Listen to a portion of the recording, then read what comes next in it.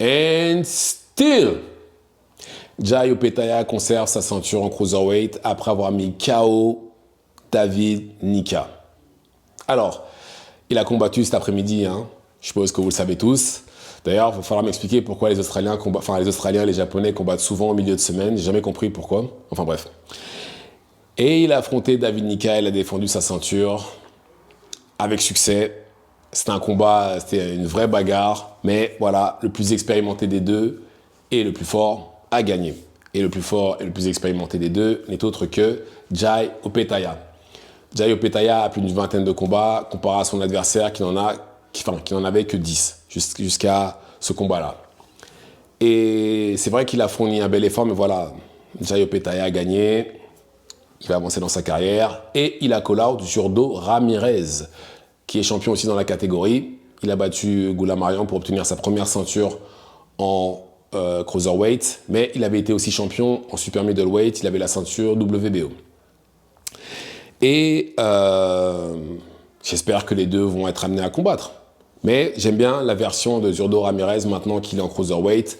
J'ai l'impression qu'il est plus à l'aise et même au niveau de sa façon de combattre, il a vraiment fait des changements depuis qu'il est monté et tant mieux.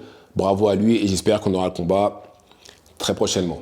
Même si, oui, s'il travaille avec Top Rank des fois, Eddie Hearn, donc il y a des chances qu'on ait ce combat-là. Maintenant, Jai Opetaia, beaucoup de gens pensent qu'il va monter très bientôt. Alors, je pense que le succès d'Usyk ne peut pas être répété par Jai Opetaia.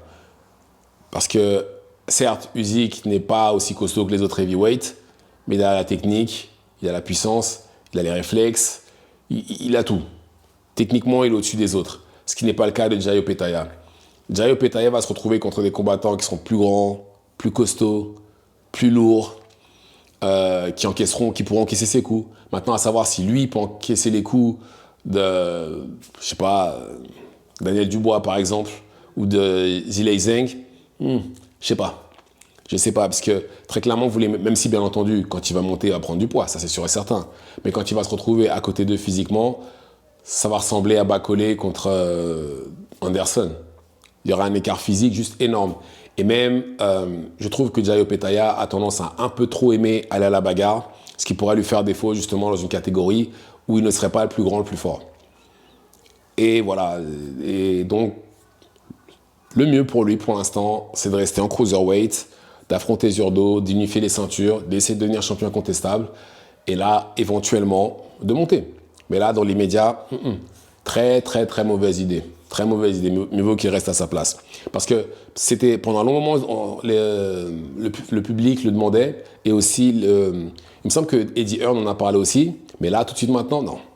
Qu'il reste à sa place, qu'il continue justement de faire ce qu'il a à faire, d'unifier les ceintures, même si cruiserweight, malheureusement, c'est pas là où il y a l'argent, ni les gros combats, c'est un heavyweight. Mais voilà, pour l'instant, qu'il reste là où il est.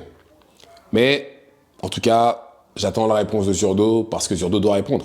Zurdo doit répondre. Il doit lui dire, oui, je veux combattre. Mais bon, on verra bien.